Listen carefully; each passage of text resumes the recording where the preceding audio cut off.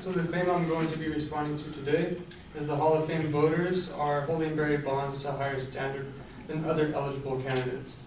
My opponent's claims are the Hall of Fame voters have added several less accomplished players to the Hall of Fame. The Hall of Fame voters are using Bonds as an example because they have let steroid use into the Hall of Fame in the recent past. Even if the Hall of Fame voters were to discredit the years that Bonds used steroids, he would still have stats worthy of the Hall of Fame. Even though the Hall of Fame voters have allowed less accomplished players into the Hall of Fame, it's clear that Bonds has more home runs than any other player, according to his impressive stats during his major league career. The players stated by the Advocate, Jim Rice and Bill Mazeroski, did in fact have accomplishments that could possibly guarantee them a spot in the Hall of Fame. From the Baseball Hall organization, it states Rice's best season came in 1978 when he was named the American League's most valuable player. Rice led the major league with 46 home runs, becoming the first Red Sox to hit that many home runs in a single season since Jimmy Fox hit 50 in 1938. And although Mazeroski was never tremendous with the bat, he did enough, and his spectacular defense led him to 8 Gold Glove awards and 10 All-Star Game appearances in 17 seasons. Going on to refute the next claim, all of the Hall of Fame voters have allowed steroid users into the Hall of Fame. The player Ivan Rodriguez, stated by the Advocate, never tested positive for steroid use. Rodriguez engaged in intense conditioning with strict discipline in his workouts and diet. And it quotes, Rodriguez reported to spring training with the Detroit Tigers in 2005, the year after the MLB began testing for steroids and punishing their use. He gained, or it was 20 pounds lighter. So this weight loss was due to his divorce with his first wife and not by her performance-enhancing drugs. The Advocate also expressed about a player by the name of Jeff Bagwell that was accused of using steroids during his baseball career. Even though Bagwell was positive for steroid use just like Barry Bonds, Bagwell actually admitted to taking the drugs, unlike Bonds, who completely lied in front of a jury. The Hall of Fame voters can forgive someone who openly admits their wrongdoing, but can they forgive someone convicted of perjury?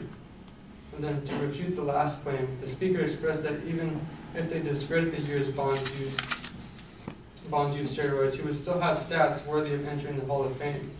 Although the information regarding Barry Bonds' stats without steroids can be true, Bonds was still convicted of 1 felony count of obstruction of justice for giving an incomplete answer to a question in a grand jury testimony. On October 16, 2004, Bonds was using an undetectable performance-enhancing drug during the 2003 baseball season. The San Francisco Chronicle reports Bonds admitted receiving cream and clear substances from his personal trainer during the 2003 baseball season, but denied he knew that there were steroids during his testimony. And in conclusion, Barry Bonds should not be admitted into the Hall of Fame because he wrongfully lied about his steroid use when it was clearly evident based upon his statistics from the years 1999 to 2001. His home run count grew from 34 in 1999 to 49 in 2000 to 73 in 2001. Additionally, in the following years, he only averaged about 45 home runs per season. Therefore, Bonds should have openly admitted to his steroid use instead of committing the act of perjury. Thank you.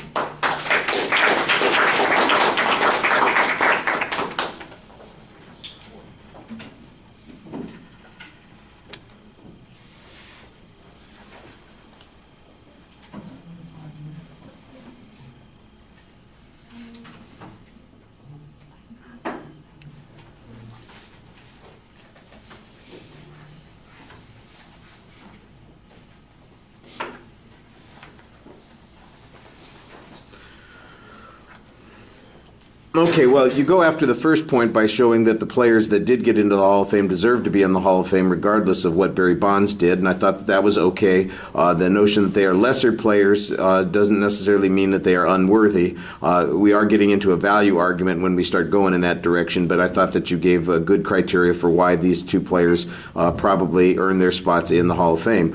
On the issue of the other people that are supposed users who did get in without necessarily, while they were using these sorts of things, you challenged the Rodriguez example by suggesting that he never tested positive, and that the whole explanation about his weight loss had nothing to do with the use of steroids.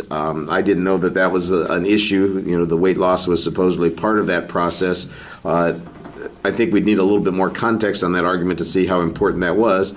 I think the other argument here about Bagwell, though, is more interesting, that he admitted to the use, and acknowledged that he had committed a violation, and that what happened with Bonds is that he lied under oath and he obstructed justice and was convicted of obstructing justice. So it's not just your argument here is there's another reason that he's being kept out that doesn't have anything to do with the steroid use. It has to do with his criminal behavior. And the Hall of Fame voters are probably including that in the assessment that's going on. So the causality is not necessarily the steroid use by itself, but rather combined with this obstruction of justice conviction that he had and lying under oath and his failure to acknowledge that. Have other people who've used steroids gotten in? Yes, they have. Maybe it's time that, he says, yeah, I did it, I'm sorry, and that kind of thing, and then maybe he'd get in. I think that's a good hypothetical to present on that particular point.